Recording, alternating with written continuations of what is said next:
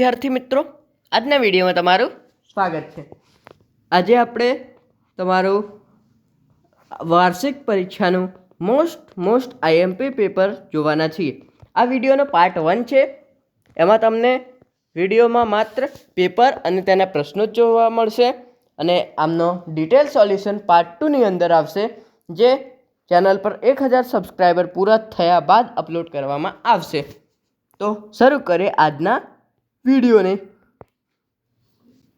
યોગ્ય જોડકા જોડો। પ્લાસીનું યુદ્ધ 1757।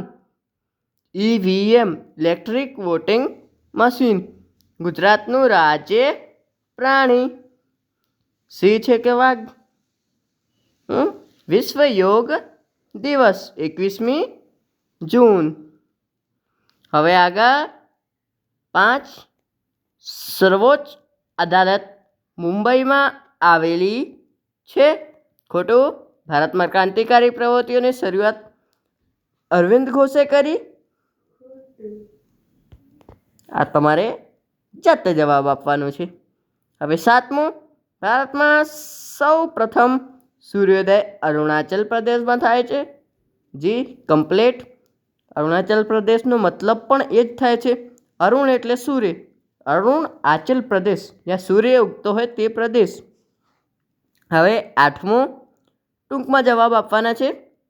ગોવાનું મુખ્ય મથક કયું છે? પણજી। તમિલનાડુના લોકોનો મુખ્ય તહેવાર કયો છે? પેરેસ્ટ્રોઇકા એટલે શું? 11, ખાલી જગ્યાએ દાંડીકૂદની તુલના મહાભિનિષ્કરણ સાથે કરી હતી? ખાલી જગ્યાએ સંસદનું નીચલું ગૃહ છે? લોકસભા।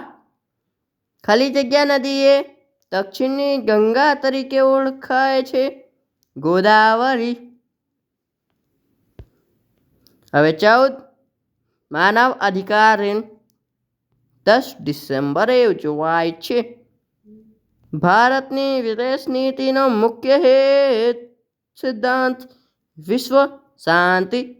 વાવાઝોડું જાપાનમાં ટાયફૂન નામે ઓળખાય છે? હવે આગળના પ્રશ્નોમાં જોઈએ। વિભાગ બી। 22મી જાન્યુઆરી 1905ના દિવસને રશિયાનો લોહિયાળ રવિવાર તરીકે ઓળખાય છે? સમજાવવાનું છે તો સિમ્પલ છે કે 22મી જાન્યુઆરી 1905ના દિવસે એક પાદરી હતા, તેમનું નામ તમે કમેન્ટમાં જણાવજો। એમના નેતૃત્વમાં સરઘસ કાઢવામાં આવ્યું હતું। ત્યાંના રાજાએ બધાને મરાવી નાખ્યા હતા, જેના કારણે બરફનો રંગ પણ લાલ થઈ ગયો હતો, તેથી લોહિયાળ રવિવાર તરીકે ઓળખાય છે। 18, ટૂંક નોંધ લખો।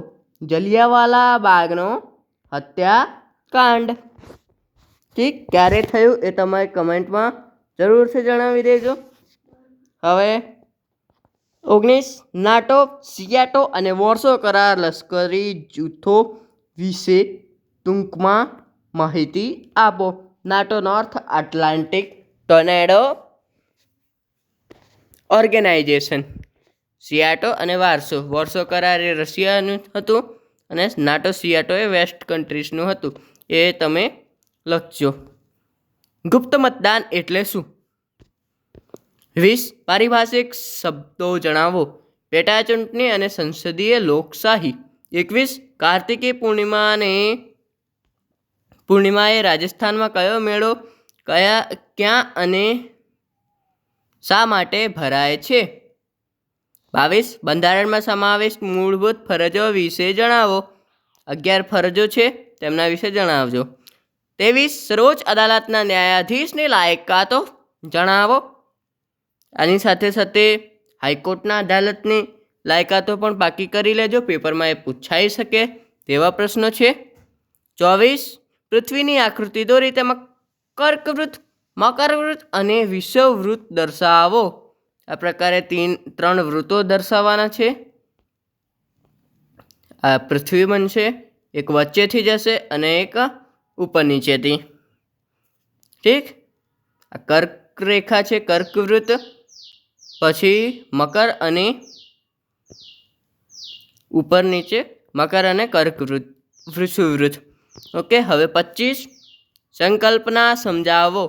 બાંગર અને ખદર. તો એક છે નવી કાપની જમીન અને બીજી છે જૂની કાપની જમીન. 26 જંગલોની ઉપયોગિતા જણાવો. વિભાગ સી સંયુક્ત રાષ્ટ્રોના મહત્વના અંગ સલામતી સમિતિ વિશે જણાવો. સલામતી સમિતિના મુખ્ય 5 મેમ્બર છે અમેરિકા, બ્રિટન, ફ્રાન્સ, રશિયા અને ચાઇના. આ 5 પરમનન્ટ મેમ્બર છે. એ પછી 10 મેમ્બર્સ 2 વર્ષ માટે રાખવામાં આવે છે. ટોટલ મળીને 15 મેમ્બર્સ થાય છે. એમના વીટોની સત્તા હોય છે. એ બધું તમે લખી શકો છો. 28 ભારતીય સંઘમાં કાશ્મીરનું જોડાણ કેવી રીતે થયું. પાકિસ્તાને હુમલો કર્યો, રાજા આવીને સાઇન કરીને જતા રહ્યા અને યુદ્ધ બાદ થઈ ગયું. 28 ઓપરેશન વિજય એટલે શું, તે શા માટે કરવામાં આવ્યું હતું. 29 સંયુક્ત રાષ્ટ્રોના હેતુઓ જણાવો. સંયુક્ત રાષ્ટ્રોના હેતુઓ જણાવવાના છે કે વિશ્વમાં શાંતિથી લઈને બધું. ક્યુબાની કટોકટી વિશે ટૂંક નોંધ લખો. ક્યુબાની કટોકટી અમેરિકા જે દેશ છે તેની પાસે આવેલો છે ક્યુબા દેશ. ત્યાંનું ઘેરાણ કરવામાં આવ્યું હતું અને અમેરિકા અને રશિયા વચ્ચે યુદ્ધ થવાના આશાઓ હતી અને તેને ક્યુબાની કટોકટીને શીત યુદ્ધના અંતની શરૂઆત પણ કહેવામાં આવે છે. હવે 30 સંસદ સભ્યની લાયકાત જણાવો. કે ભારતીય હોવો જોઈએ, માનસિક રીતે બીમાર ના હોવો જોઈએ, એ પ્રકારે તમે લખી શકો છો. 31 પશ્ચિમ બંગાળના લોકજીવન વિશે વિસ્તૃત નોંધ લખો. 32 તફાવત આપો. રાષ્ટ્રીય પક્ષો અને પ્રાદેશિક પક્ષો. રાષ્ટ્રીય પક્ષો જે દેશની અંદર મોટો ધરાવતા હોય સ્થાન, અને પ્રાદેશિક પક્ષો જે કોઈ એક પ્રદેશના હોય તે. 33 જંગલ વિનાશના કારણો જણાવો. 34 લોકશાહીના પ્રકારો જણાવી તેની સમજ આપો. સંસદીય લોકશાહી અને 2 લોકશાહીઓ હોય છે જે અમેરિકામાં અને ભારતમાં અલગ અલગ લોકશાહી છે. એકમાં PM હોય છે, બીજામાં રાષ્ટ્રપતિ હોય છે જેને ડાયરેક્ટ ચૂંટતા હોય છે. PM એ લોકસભાના મેમ્બરોમાંથી બને છે. એ પ્રકારે લખી શકો છો. હવે વિભાગ ડી 35 ટૂંક નોંધ લખો. દાંડી કૂચ. દાંડી કૂચ વિશે લખવાની છે. ક્યારે શરૂ થઈ, ત્યારથી લઈને અને ક્યારે ખતમ થઈ, શું કરવામાં આવ્યું, એ બધું. હવે આગળ ભારતે વિજ્ઞાન અને ટેકનોલોજીના ક્ષેત્રે સાધેલો વિકાસ લખો. તો ભારતે જે ટેકનોલોજી ક્ષેત્રે વિકાસ કર્યો છે, ઈસરોના જે ચંદ્રયાન 3 વગેરે થયા છે, એ બધું તમે લખી શકો છો. મંગળ પર ગયા હતા એ બધું. લોકમત ઘડતરના માધ્યમોની વિગતે ચર્ચા કરો. 37 પ્રાકૃતિક ખેતી એટલે શું, તે શા માટે જરૂરી છે. 38 ટ્રાફિક સમસ્યાના ઉકેલ માટે શું શું કરવું જોઈએ, વિગતે નોંધ લખો. 39 ભારતના રેખાંકિત નકશામાં નીચેની વિગતો દર્શાવો. પ્રમાણ સમય રેખા. તો આ પ્રકારે ભારતનો નકશો આવશે. આખો અખંડ ભારત. ઠીક છે, આ છે આપણો અખંડ ભારત, જેમાંથી આ છે હાલનું ભારત. ઓકે, આ પાકિસ્તાન એક દિવસ આવી જશે, અફઘાનિસ્તાન આવી જશે, આ મ્યાનમાર વગેરે પણ આવી જ જશે, આ ચાઇના રહી જશે, પછી જોઈશું. ઠીક છે, તો હાલ પૂરતું આટલું ભારત છે. આ શ્રીલંકા. ઓકે, આને કહેવાય અખંડ ભારત, યાદ રાખજો. હવે આગળ આ છે પ્રમાણ સમય રેખા. સાંભર સરોવર ગીર ગુજરાતમાં અને સાંભર સરોવર આ બાજુ જ છે. કાંટાળા જંગલો એ પણ અહીં જ છે. ઓકે, આ પેપર અહીં જ પૂરું થાય છે. ઠીક છે, હવે મળશું આગળના વિડીયોમાં.